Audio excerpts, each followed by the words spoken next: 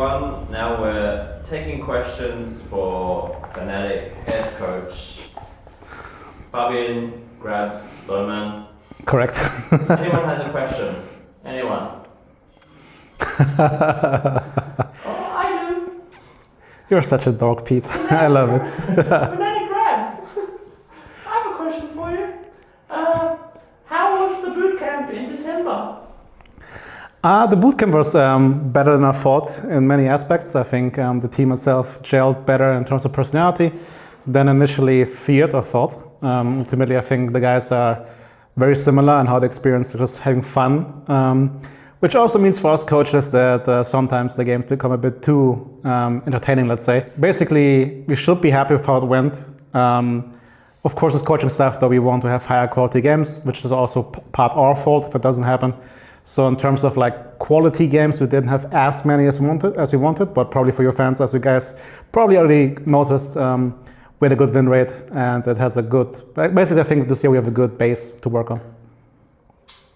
How's it been working with this new team, even though you've worked with Mickey before, but this is a very different constellation?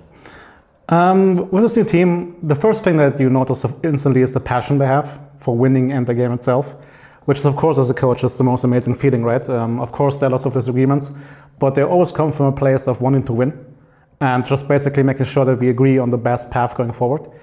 So lots of energy, lots of opinions, of course, as well. So it's really important to make sure that everybody has room to express themselves and then also mediating the whole discussion. But I couldn't be happier with how they approach their day-to-day life and how they want to actually bring this team to success. FNATIC Plus member Arceus asks, how did the signing of Upset and Mickey change the communication in and outside the game? So obviously I haven't been here last year, but according to what was said before, of course, it helps a lot to bring a vocal member like Upset into the team to also alleviate a bit of the stress for Razok, who usually before was the person who had to lead the most discussions and bring the most input in the training at least. Now Upset comes in, also very vocal, very opinionated in a good way. So they can kind of share the workload in a way, and they both, I would say, the pillars of the mood in the team in a good and a bad way. So they carry a lot of the burden there, but at least this time around, apparently Razok has someone next to him who can share the burden with. Awesome. How is it to be working with Mickey again? Has he changed? Have you changed? What's the dynamic like between you guys? Dynamic, I mean, I'm not going to pretend we're not friends, right? It's a bit awkward to work with a friend, a close friend. But of course we can separate our friendship from work. And as a coach, it's Mickey. He's amazing, but also a nightmare at the same time. He goes from world-class player to bronze 5 in each scrim very, very quickly. Yeah, in that regard, he didn't change much. He's a player that will always go for the play. He wants to win you the game, which of course, especially in Europe, is a quality we don't have very often. And I think it's also on us to make the team understand and the fans understand that this is a quality that we want to have. It will cause some gray hairs. I don't think he will lose us the game, but the games might be a bit more exciting than I would want them to be. But that's just the trade-off you have to accept if you want to have a player of his quality. Yeah, I mean, that's funny because a FNATIC Plus member asked how bad is the hair loss since you joined the team? I'm not sure if the camera can see it, but I'm graying out already. Like here, I think there should be some gray hair. And I'm here for 2 weeks basically, so I expect being full gray by the end of this year, for sure. Yeah. Aurora asks, you said in an interview that you hope to translate Humanized thoughts for the rest of the team. Does that mean that you're going to make sure that he's the main shot caller now, or how is that developing now that you've been in some more scrims in practice? So in that comment, he will never be a shot caller because for that you have to be a certain personality type. And I think it's really hard to change it and also not necessary in this team.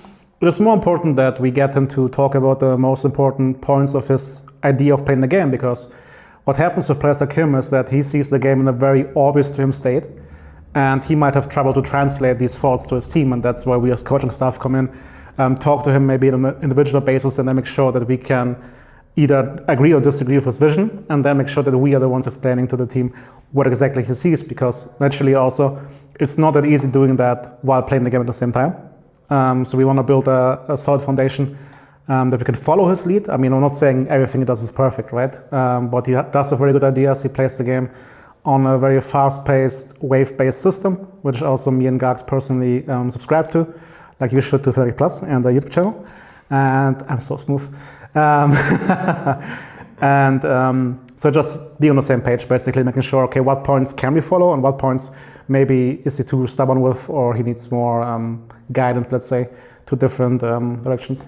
Awesome. Fruitbat is asking, in which way is the team meeting expectations you had before joining, and what's different than you expected? Has anything really surprised you?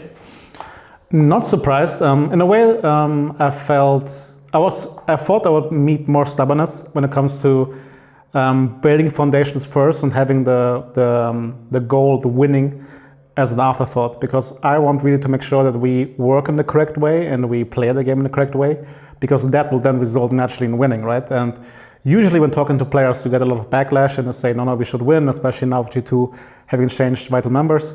But no, the players are like really on board with this, and we want to make sure again that we play good league on a consistent basis, which was sometimes not the case in this organization the last years.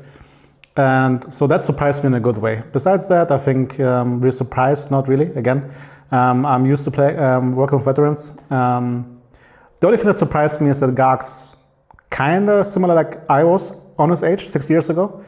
That means it's unusual for me to being the voice of reason and the calm guy, because GrabbZ also gets very passionate, which I used to do as well. So it's interesting for me to have like a different role in that regard.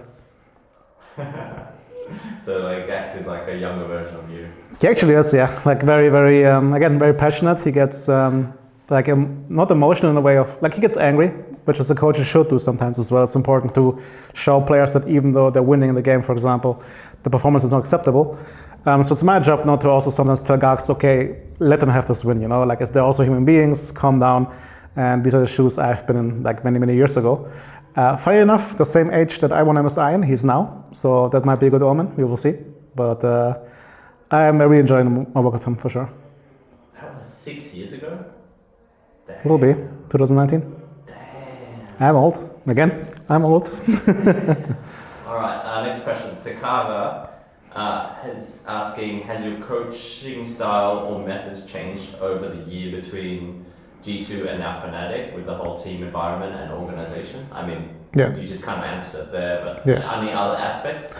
So of course also here forgotten, I was a year in BDS as well. And I think even though the year was a disaster in terms of personal progress and also the teamwork in BDS, it helped me also to disconnect from the things I got used to in G2 and actually reflect on them. I have been on a break for 2 years and I had time to mix basically my personal development with what I learned as a coach, reflect on certain things and have a new guideline how I want to handle certain things, which of course helps me now a lot.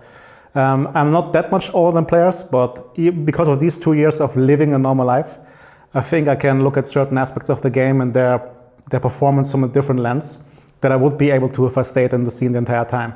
So I think it actually helped me grow a lot this time after G2.